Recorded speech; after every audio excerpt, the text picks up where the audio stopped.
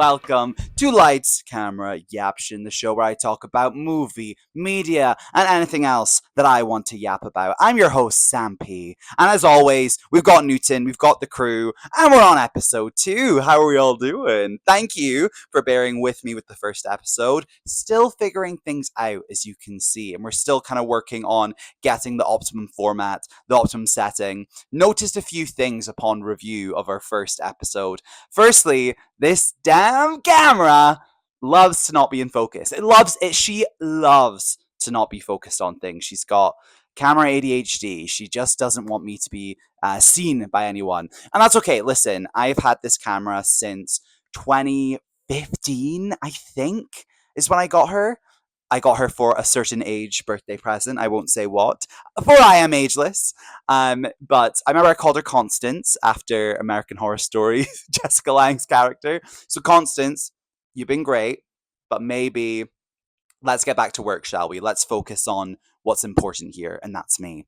But yes, today's episode, guys, is very exciting. The main thing I want to talk about today is a little triple feature I did the other month. You've heard of Barbenheimer, where you saw Barbie and Oppenheimer back to back, but have you done Scary Backrobsession? Have you?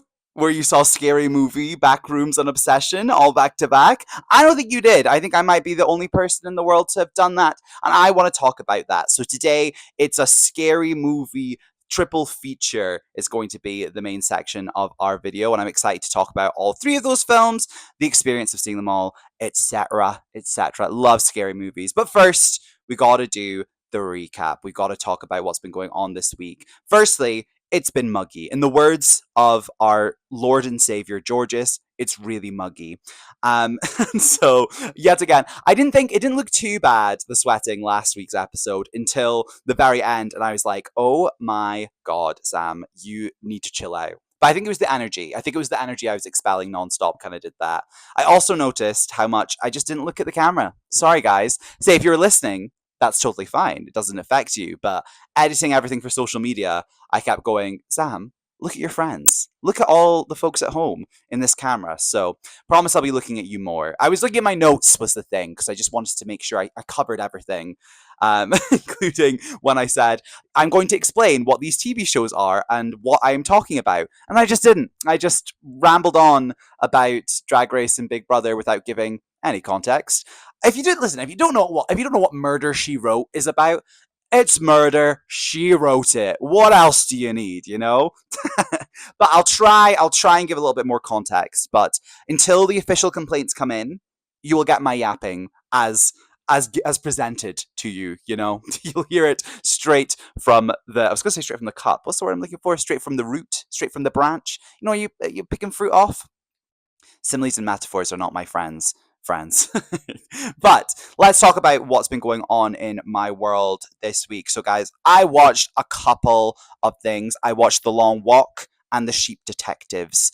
Listen, Stephen King, you might be airport books, but damn, you're good. I love them. I love a wee Stephen King story here and there. And Long Walk, I think, is one that would probably be a better book than a movie, just because I felt the movie felt very small. And once you the premise itself, I think, is all there is to it. You know, obviously it's a like killing game, a la Hunger Games and Danganronpa and ever Battle Royale. It's just be the last one standing. But it's kids. No, the youth. They don't deserve to die. They don't. So it's not the most groundbreaking thing in the world. But it is still pretty harrowing. And I say, I like a wee metaphor for the Vietnam War. So I thought it was good. And there was some good conversations, great performances. Is it the best? No. But I like watching it. We were discussing it is the best marketing, though. They did an influencer event where the premise of The Long Walk, oh my gosh, went straight into it without explaining what it was. The premise of The Long Walk is it's a competition in like a dystopian America, and essentially one boy from each state is chosen to go on a long walk, and they have to walk above 3 miles per hour, and if they go under it for a certain amount of time, then they are chopped from the walk, if you know what I mean, chopped from the block. And so it's about being the last one standing, and you win untold riches. And as they say, it's a metaphor for the Vietnam War and that long walk and the promise of a better future that you're walking towards, and know that all your comrades probably will not meet you there. So quite harrowing, quite dark. But for the marketing they did for it, they got a bunch of influencers to go and see the film and made them walk on treadmills the entire time. So they were participating in the long walk. And I think that's incredible. I think that is some of the best marketing ever, especially because they all complained about it the entire time. And it was like, Divas, you're part of the art now. That's how it goes. You now get to experience what those boys felt. Is that not what being an influencer is? Being relatable, the ultimate relation. There we go. So Love the Long Walk. Sheep Detectives was really good too. We had a good time watching her. These are both on Amazon Prime actually. So as I say, good time to have a little Prime membership. But Sheep Detectives, weirdly, right, is such a good way to tell children about death. I feel like, because it doesn't sugarcoat it. It doesn't glamorize it, obviously, but it also tells it in a kind way. And it talks about kind of this idea that we hide and we shelter and we forget all things to do with grief and we bury it down. And ultimately, if we're trying to remember those that we've lost, then forcing ourselves to forget them means we lose like all the good things that come with them as well. So grief is important in that sense. I think there's a little alarm going off here. I hope you all can hear that. They love to set a fire alarm off in where I live, guys. It's their favorite hobby here. Community activity, set off fire alarms and make Sam go outside at 6 in the morning.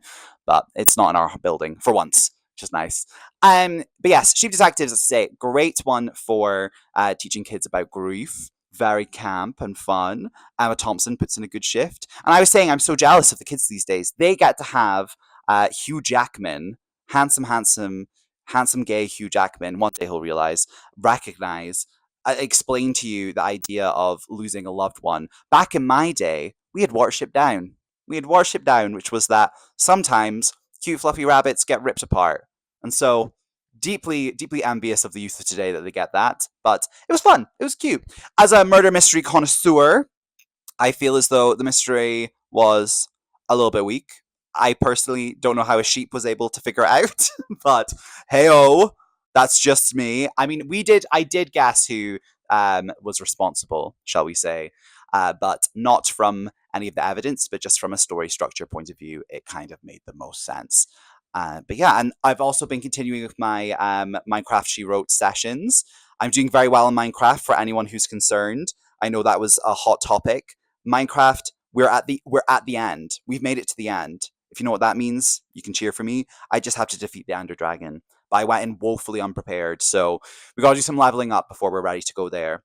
But in Murder She Wrote, we are absolutely flying through it. We're doing so good with her. And I just had the best episode because in it starred Rue McClanahan and then this other young woman. And I went, ooh, she's got a glamorous face. I bet she grows up to be someone famous. She didn't grow up to be someone famous. She was Linda Blair. She been someone famous for a long time. That's The Exorcist, baby.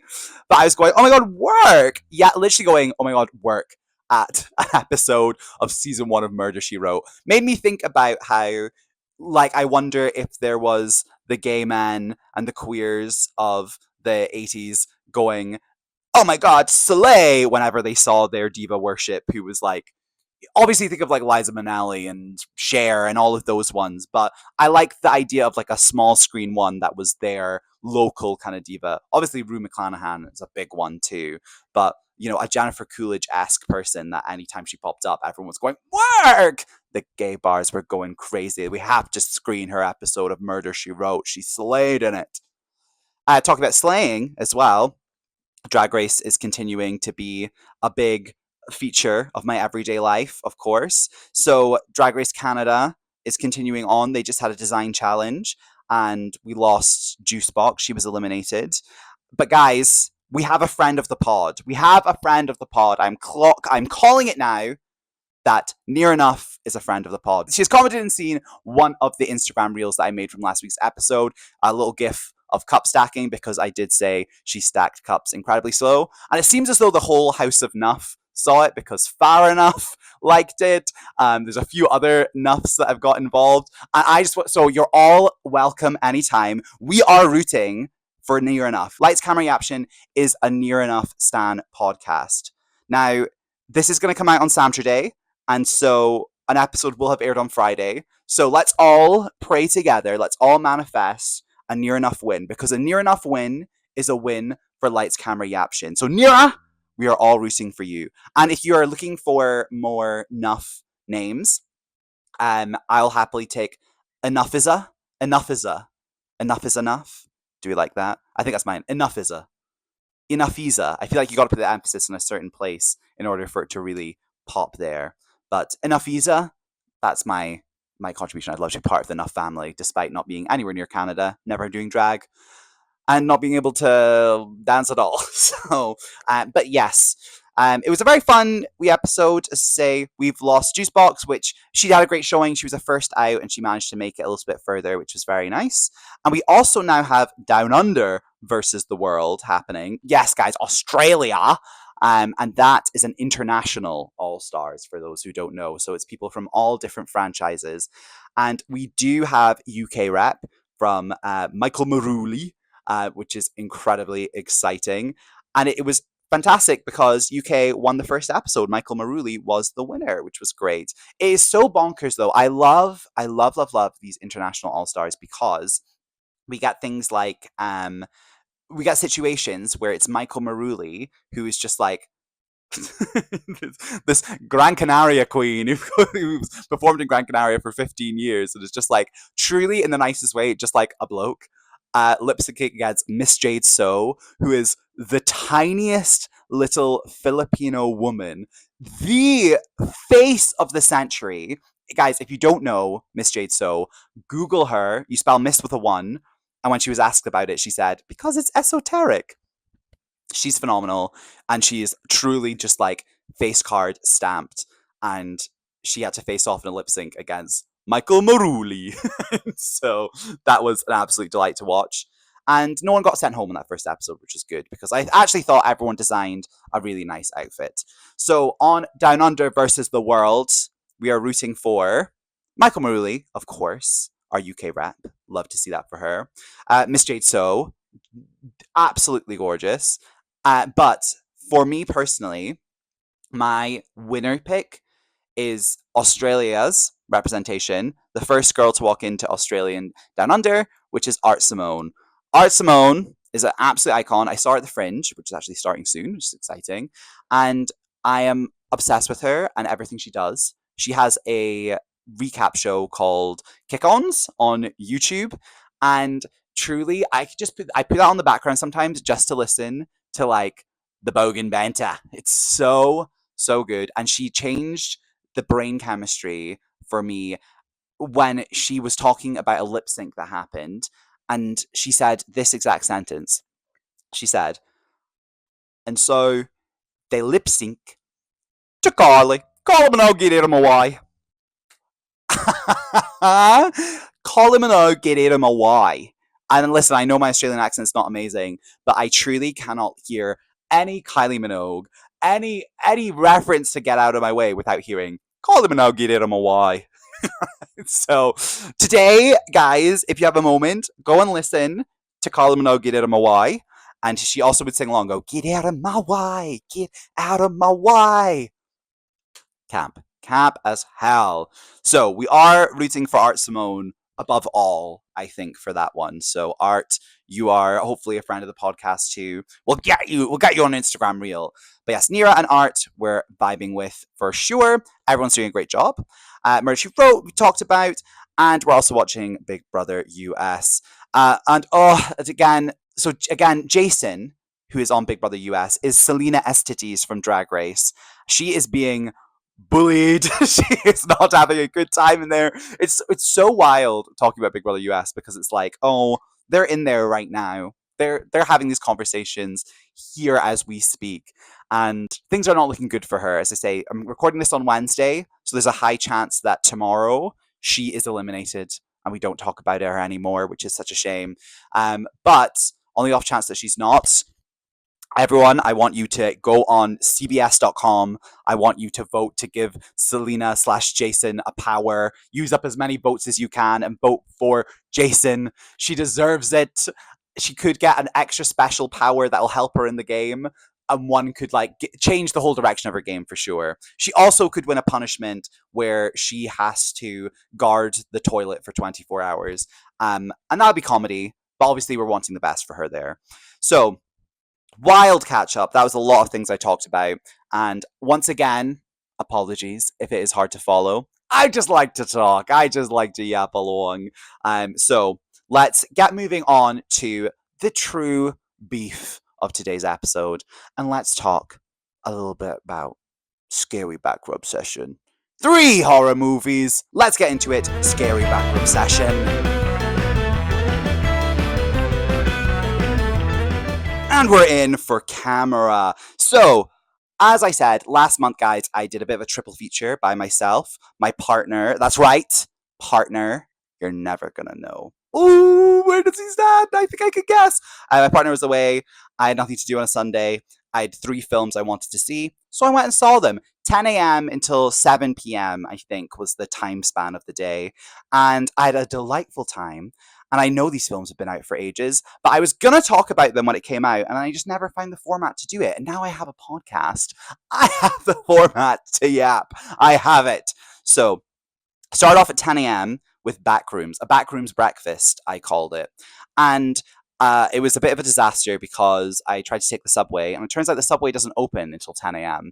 So that was really clever of me. And when you already pass through the gates, and it's like, oh, 15-minute wait, I'm like, well, I've spent my £1.50 already. I may as well be late. So, but arrived just in time as the film was starting. I got to see the Evil Dead Burn trailer 1 of 3 times that day.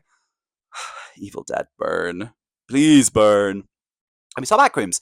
And I have to say, I loved Backrooms. I thought it was a really, really cool film. It's such a difficult one to explain to people, I feel. It's anytime someone asks me about it, or they say, if you have no familiarity with the Backrooms as a concept, it's quite the buy-in. It feels like having to explain to someone what zombies or vampires are from the beginning. You're saying oh, so yeah, they're people who died and then they come back to life and they are hungry for your brains. Why are they hungry for your brains?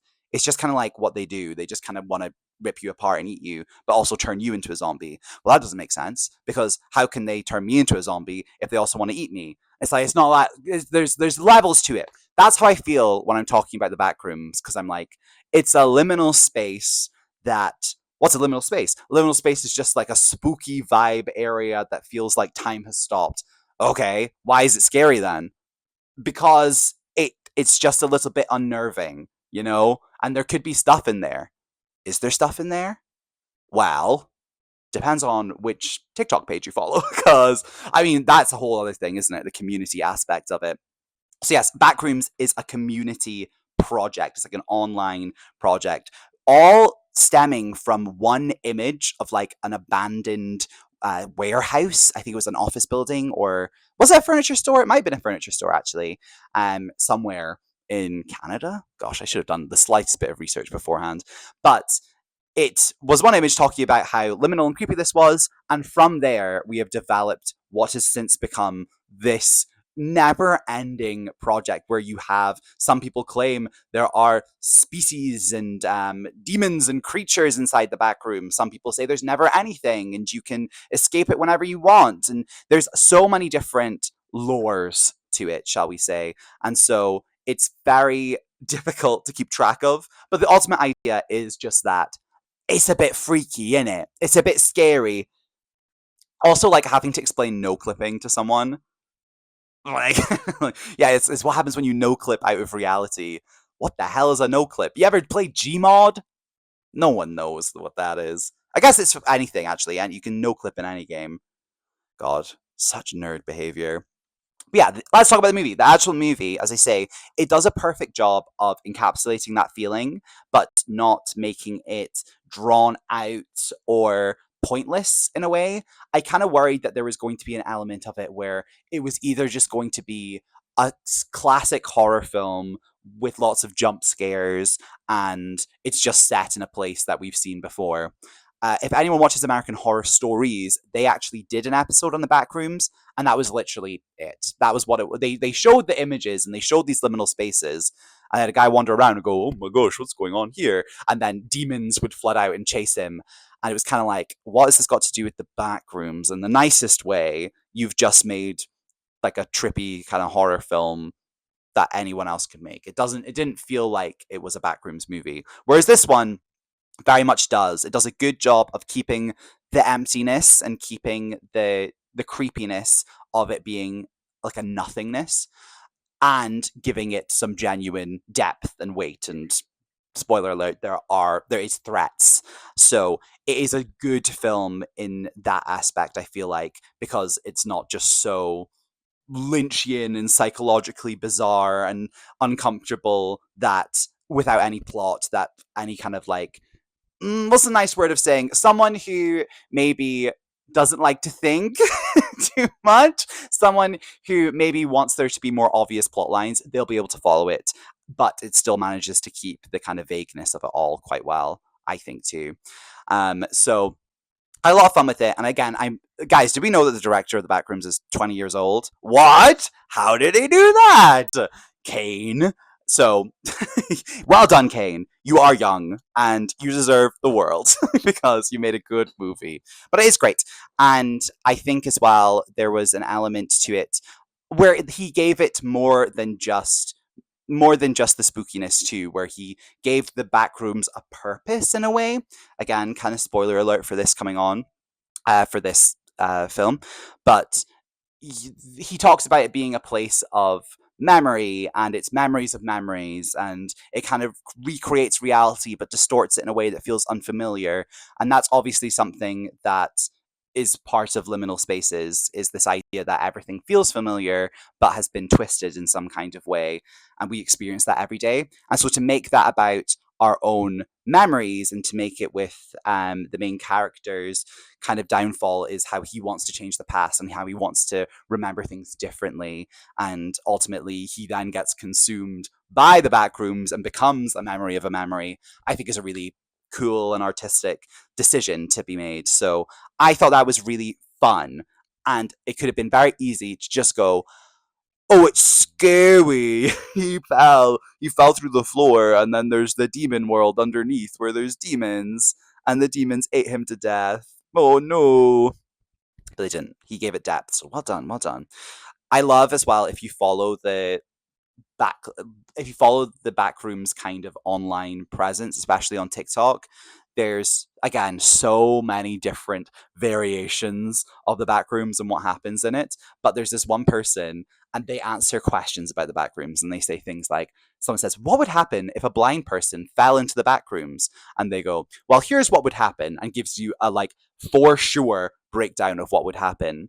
And it's always very, I don't know why, but the Backrooms seems to be very woke in this world and doesn't like to be unfair, I guess. So if a blind person fell into the Backrooms, they would fall into a really nice level with a demon called Kitty, I think, and Kitty will take care of them and give them food and look after them and then show them to the exit, because it's not fair that they should go through the Backrooms because they're blind. What would happen if a child fell into the back room? Exactly the same thing. And they kind of do this for every single every single minority, every single like demographic.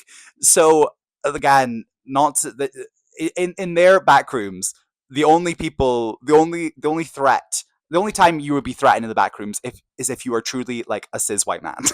Like we talk about the threat that cis white men feel of being expendable, and the truth is that is only true in the back rooms. So just don't no clip out of reality, and you should be fine, my boys. What would happen if a gay person fell into the back rooms? Well, since they're a big old sissy, they'll of course not be able to fight for themselves fairly, so they'd fall into the pool room and have a lovely pool and sauna. It's like, what the hell, brother? Let me fight in the back rooms. It's not fair. Let me prove myself in the back rooms. I'd be demolished, I can tell you that. But I think I'd have fun if I could find like some kind of window. I like there's back rooms where it's like a street and there's all these buildings beside it, and I think I could thrive with that one for sure. and I would just like lie there, read a book. I've got my Agatha Christie's beside me. God, I love murder mysteries. But yes, seeing that for breakfast was a really good start, actually. Kind of set the tone perfectly. And I got myself a little chocolate croissant. And I don't know, baby, if I am celiac, if I am some kind of intolerant, but my tummy was rumbling so hard during Backrooms. And there's a lot of good silence in that film. And I was going, oh my gosh, stop it. Please, please stop rumbling. Because it happens all the time when I go and see certain movies. I can just hear it grumbling and groaning. It was during The Boy and the Heron, which has so much just silence, and you just meant to take in the beauty and the gorgeousness of all of these drawings. And my chungus stomach was going for everyone to hear. Embarrassing, embarrassing. Trying to figure out what that is, but it was a real good chocolate croissant, so I'm sad I can't have it again. But that was the Backrooms that we saw first, and I thought that was really good. And I say I would recommend it to anyone who wants a horror that is a different vibe. I feel like as well it might be a good sleepover horror film or like kids' first horror film in a way because it's not gory, it's not grotesque, and it's quite fantastical. It's really good production value. Um, so there's a lot to like look into and to enjoy without being like traumatized, I would say. But it is also quite philosophical. So up to you. Up to you. It's a 15, so you shouldn't be watching it unless you're 15 anyway. I'm excited to see how this impacts movies going forward because I think we're seeing, again, with Obsession, which I'm going to talk about in a wee bit, we're seeing the decline in the popularity of pre-existing IPs and requels and remakes, and it felt like that was all Hollywood thought could make money at the moment. I mean, it was the Mandalorian and Baby Grogu or whatever that got outperformed by Backrooms and Obsession. Moana remake came out and that is not doing well. It's like there's a lot of things that people are just like, why would I see a film I've already seen? I wonder if it is a bit of a cost of living indicator. It used to be a case where people felt like I'm not going to take a risk on a new movie because going to the theaters is so expensive. I can watch whatever I want at home on my streaming services. And so I'm not going to go out of my way to see something completely new in case I hate it. Whereas now, I feel like it's kind of flipped around and gone, why would I spend money watching Moana live action when I can just watch Moana? And I feel like there's a lot of things like that. It's like, or yes, I think the new Spider-Man's going to do amazing for sure, because Spider-Man, I feel like, is just the most approachable of the superhero movies. It's the one that I feel like everyone has kind of grown up with and is super familiar with and doesn't have that deep lore that we associate with things like Thor, Iron Man. There's a lot of things where people would get a little bit scared away. I was gonna say Doctor Strangelove, Doctor Strange, period. There's a lot of things where people would maybe be a bit scared by that, but I think Spider-Man is quite a good standalone superhero movie. Always, we'll see if that's the case, but it's gonna do amazingly for sure. But yes, I'm hoping that the popularity of Backrooms goes to show that people are actually interested in getting something new. Something new. And speaking of trying to get something new, in between each of the movies, I would usually have like half an hour to an hour between each of them on my triple feature. And I would go to the arcade and I would try and win a little Millhouse doll, a little friend for Newton here to add to the production team. When I tell you, I must have spent about £15 trying to win this damn Millhouse in a grabber, and I kept on trying, and it looked like I was going to be able to slowly drag him to the end, and he just wouldn't make it over the edge, and there becomes an itch. And listen, I'm no gambler. I don't like it. I don't understand how cards work. 21? Why am I trying to get that? That's an ugly number. And so I was going, well, I'll just be able to knock him in a couple more pounds. In a couple more pounds, I'll get him in. The pounds, they went. And he was ending up further and further away. So, next couple of times, the next time I do a triple feature or whatever, I am going to try and get him again. But I need to have a better strategy. So, if anyone knows the rules and the secrets of a claw machine, I need to get a little Millhouse. I want that Millhouse so bad. You will get him soon, Newton. Don't worry. But yes, Backrooms Breakfast was a great start, and that took us on to Scary Movie Lunch. Guys, let me let me say something. Let me say something unwoke, which is that I enjoy the scary movies. I enjoy bad movies. I enjoy movies that are dumb, that are campy, that are over the top, that are just ridiculous. I'm okay with it as long as it knows that it's trying to be that. I very much rate films on how well I think they have achieved what they are trying to achieve. Scary Movie was bad. It was bad, bad, bad. It was not a good time. I'm saying this from someone who likes. I like all the other movies. I even like Scary Movie 5, and that's garbage. I loved The Naked Gun, the remake that came out, and the originals, of course. And so I'm always here for parody and stupidity and taking things to the absolute limit of realness. And as someone who loves horror movies as well, Scary Movie is a perfect place for that. This this movie, that movie, it made me bad. It was bad. It made me cry. It did not make me laugh. It just listen. If you think that smoking weed is the funniest thing in the world, if the concept of someone being high and smoking marijuana is your idea of the greatest joke ever written, you are going to be ruffling all the way home because I think there's about 80 jokes in this film and that's about 70 of them are weed because this film is trapped in 2005 in so many aspects.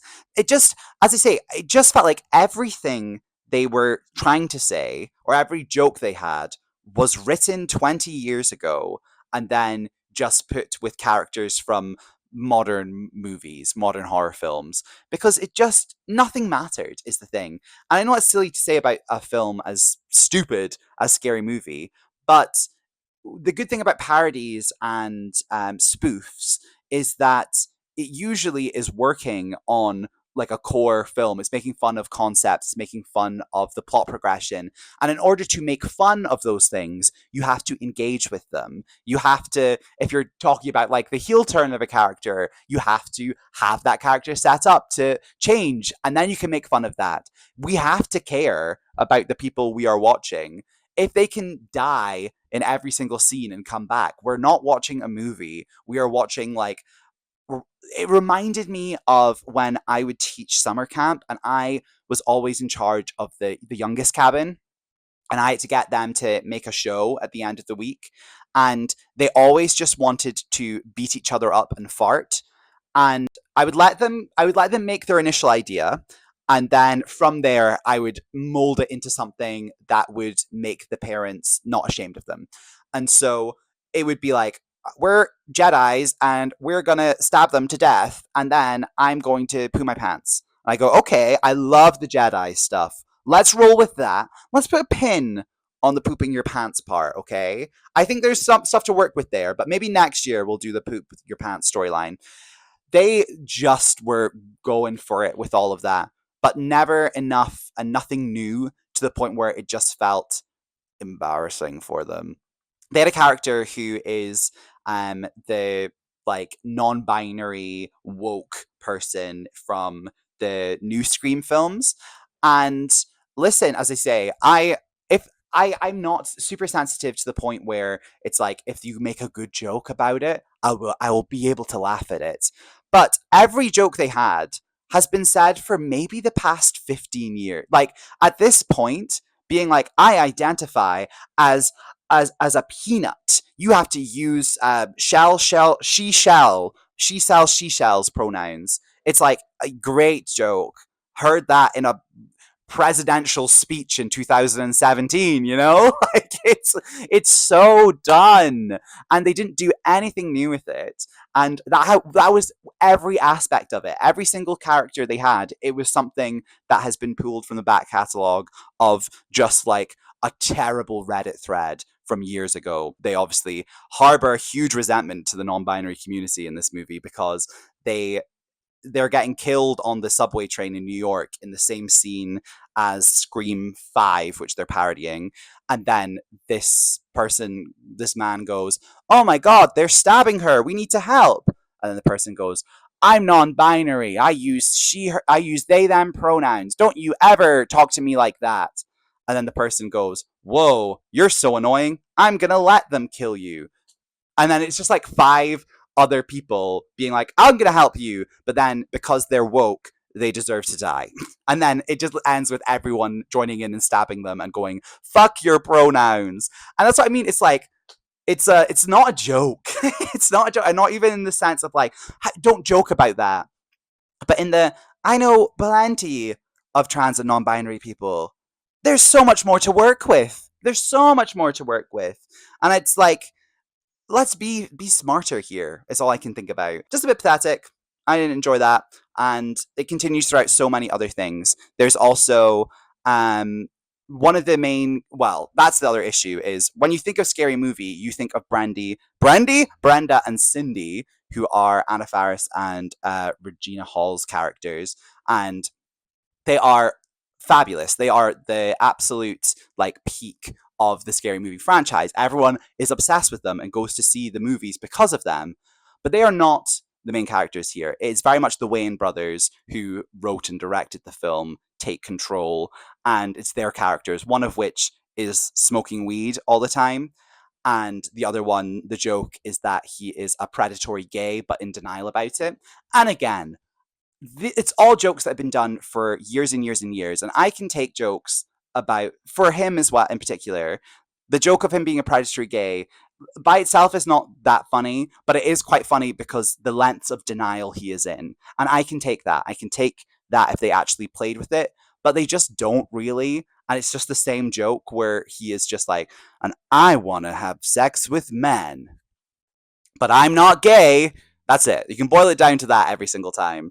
And because they do one where it's like the scene from Get Out where there's the man running like really intensely towards the main character, and he starts running and then he takes a hard right, and then a few seconds later you see the gay brother chasing him being like, I'm gonna get you, I'm gonna get you. And it's like, okay, fun. That's a joke that could only be made about the character and also could only be made in a scary movie, and it's about a relevant horror film.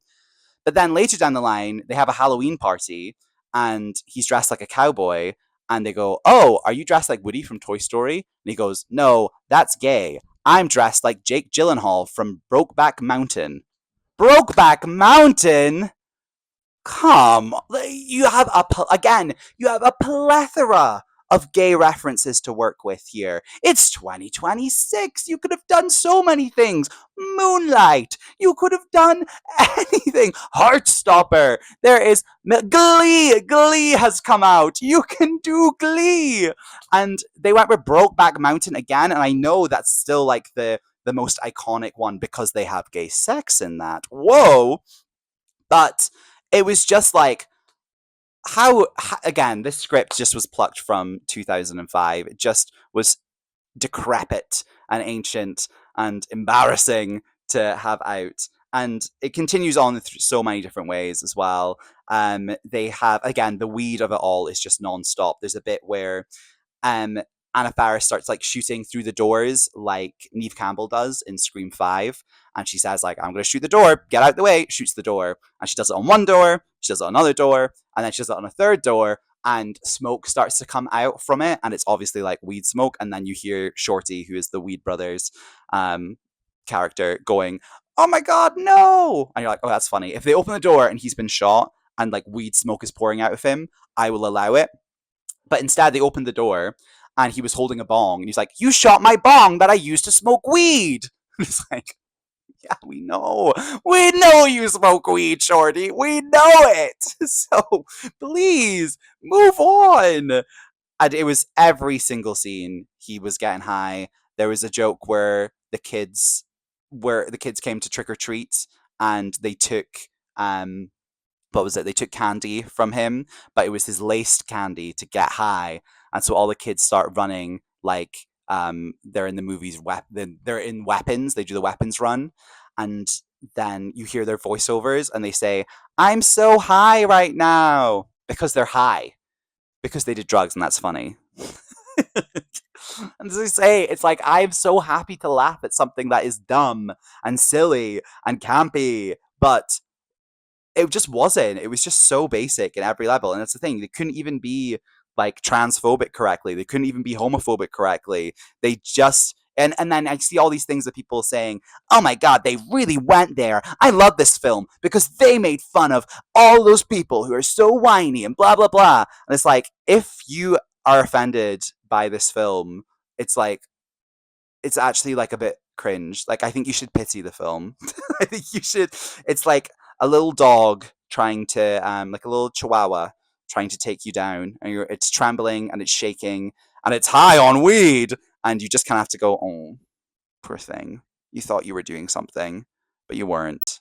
So highly, highly don't recommend. Just keep that away because it's just not worth it. And there's plenty of other parody films. And at this point as well, you could go on TikTok, type in horror sketch, and you will find 30 better jokes than what they did. And ultimately, that's what it was. It was them playing with jokes on different horror films, and it was the same punchline each time: weed, gay, hate, non-binary people, and sometimes they would just recreate scenes from horror films they thought were funny. And it's weird because a lot of the time, those films are already making the jokes. To say horror is so self-aware now. The fact that they were doing Scream in the first place is ridiculous because Scream is like already a scary movie in that sense.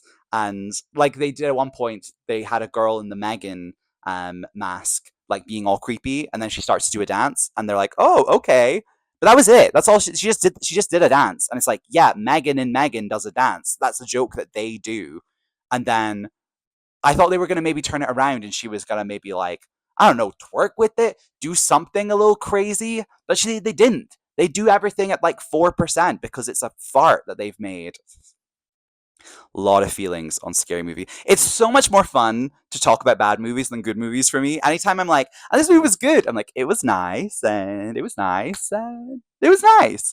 But it's bad, I'm like, here's why the Wayans brothers made a spectacular flop, and Scary Movie 6 should. Oh, that was Scary Movie 6. Scary Movie 7. 6, 7. They did do a 6, 7 joke. And funnily enough, that was the best joke of the film. Tells you everything, doesn't it? Anyway, no one in the theater was laughing, even the ones who really wanted to, so I think that tells you everything. So that took us into our obsession dinner. And I had tried to avoid all the spoilers that I could for Obsession for as long as I could, because that movie, hyped as hell, and rightfully so. I had the best time, and seeing it in a full movie theater was fantastic. I've never felt so many people go, oh no, so often. Like, it's just a delight, and that's why I love going to the movies, and especially seeing something that is riskier and unique. It was such a good palate cleanser from Scary Movie to be able to see something completely original and done so well. Obsession, for those who don't know, is, again, spoilers for the movie Obsession. If you don't like that, I'm going to speak about this for another like 10 minutes ish. Um, it's about a guy called Bear. He's in love with one of his friends, Nikki. He finds this one wish willow, a little like kind of witchy stick that allows him to make a wish. He wishes for her to fall in love with him, and she does, and then chaos ensues. It's very much be careful what you wished for type movie, but taken to the extreme. It really explores every aspect of it. I think it's really cool because it's obviously not a situation grounded in any kind of real reality here, but it does discuss the concept of what if you just completely, like, we talk about this so much, this idea of like a love potion and removing someone's autonomy from them completely. Let's look at how that would be. How does that make you look as a person? And it was great. It was so good. It was so uncomfortable. It was fabulously, I'm going to say the word nuanced, but I'm not saying that in any way to be like, oh, because what Bear did was actually wrong. We'll get into that. Wasn't wrong, because we'll get into that in a wee second. But I thought it was so well done. It didn't hold your hand, and it was just frightening. She was so unpredictable, so scary. Does it make sense that the wishing willow that when you ask for $1 billion gives you $1 billion notes would also, if you ask someone to be in love with you, turn them into like an absolute demon with a lust for blood?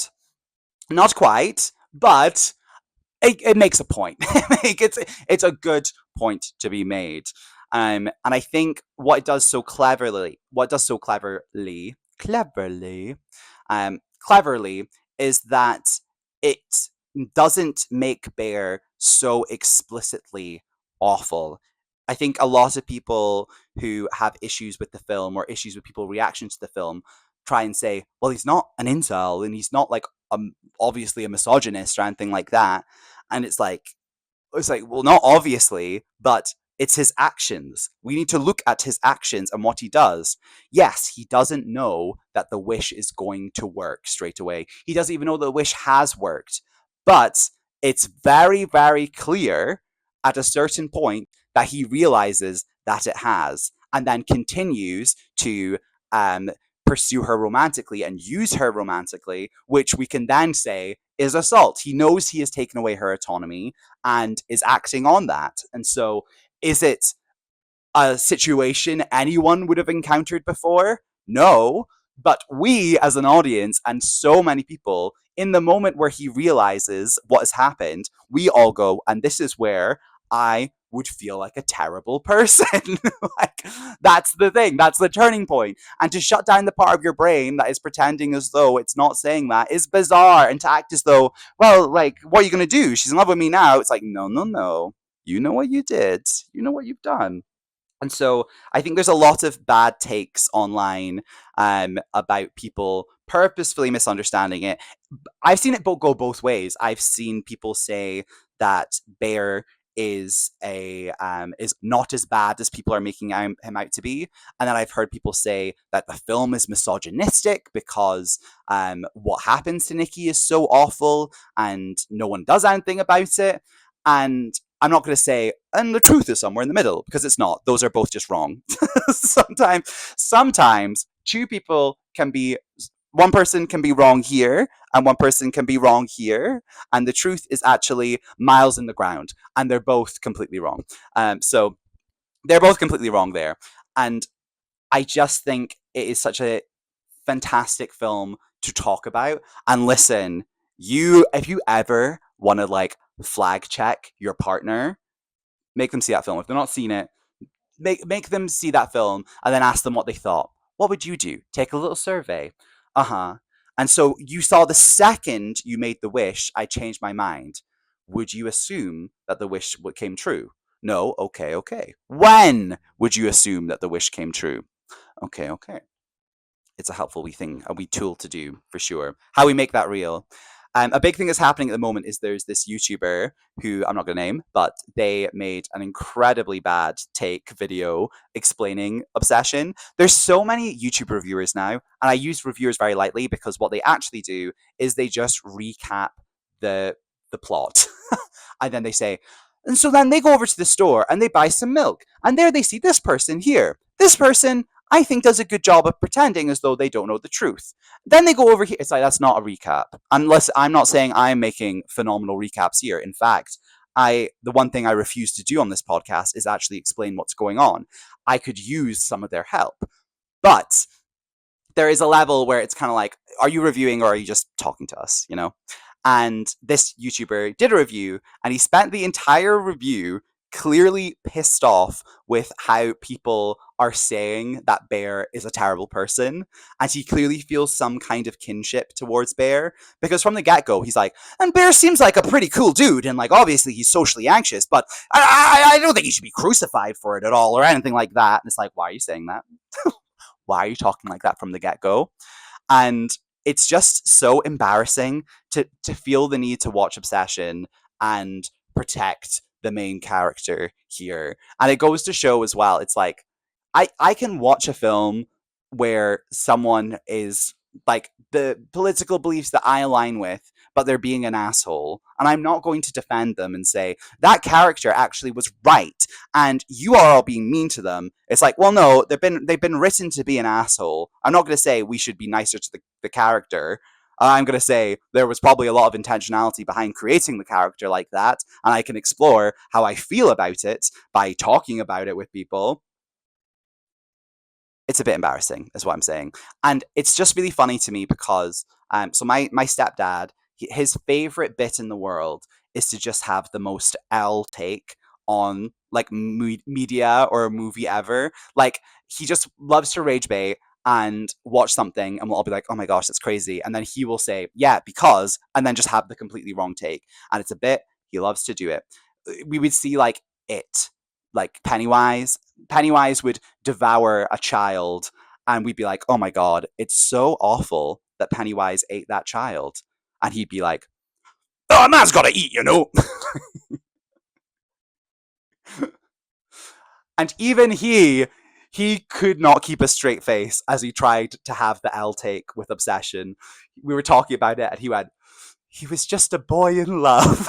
I started laughing because even he knew how L that take was. So even someone who is trying to find and commit to the bad take could see just how stupid it was. And so, yeah, this guy going, oh my gosh, yeah, he's just misunderstood. No, he's not. He's not misunderstood. You have decided to fiction kin him for some reason, and which is insane, but he is not your friend and he's not a good person.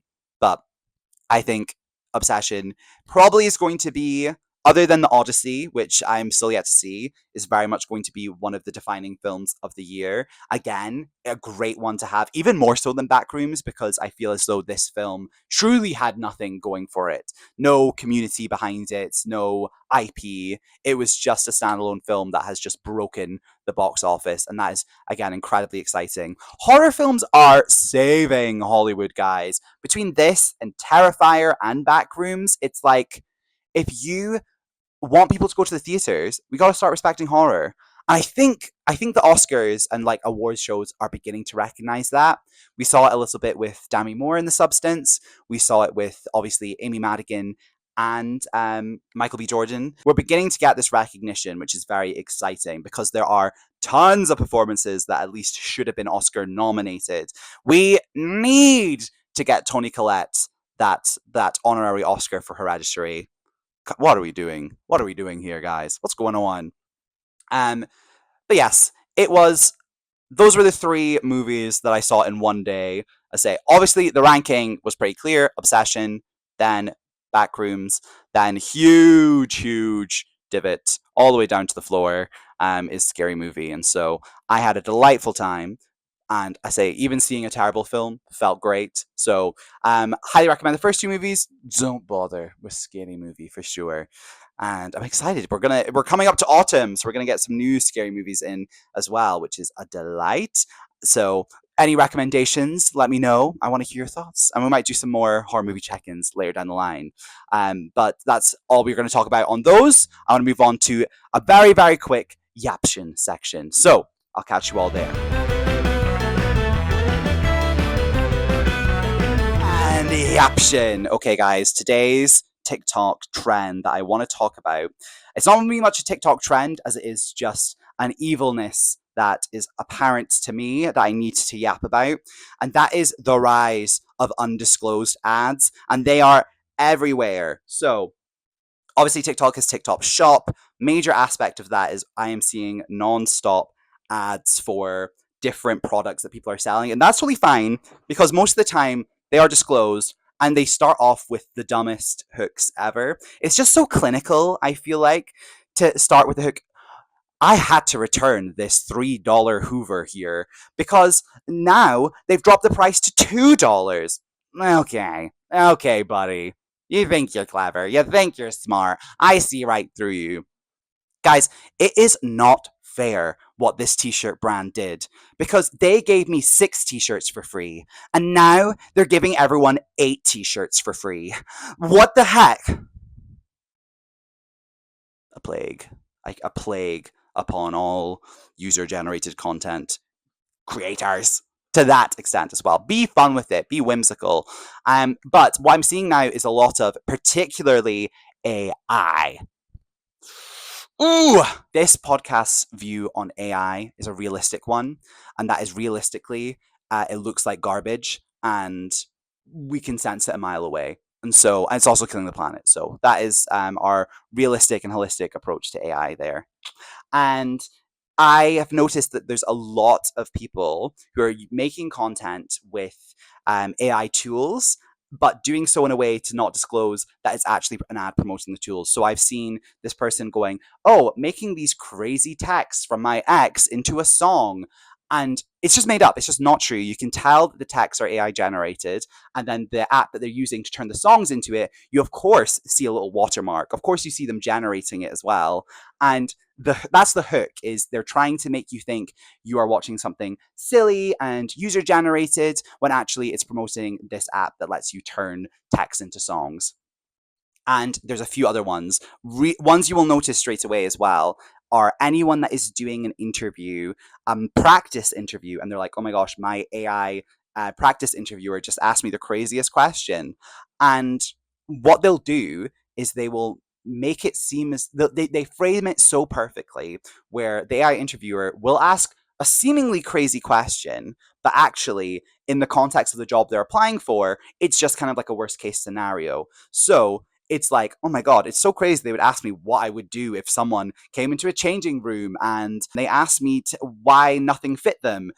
It's like, it's done in a way to make it seem ridiculous and to give you a hook to get into it. But then actually people go, well, that's a reasonable question. It's also like, that people give the answers to the AI interview and they're purposefully bad answers in order to get comments on it saying you gave a bad answer to your AI practice interviewer. It's a cycle of death. I hate it so much. And so anytime I'm seeing something like that, I'm saying this is an undisclosed ad. Disclose it.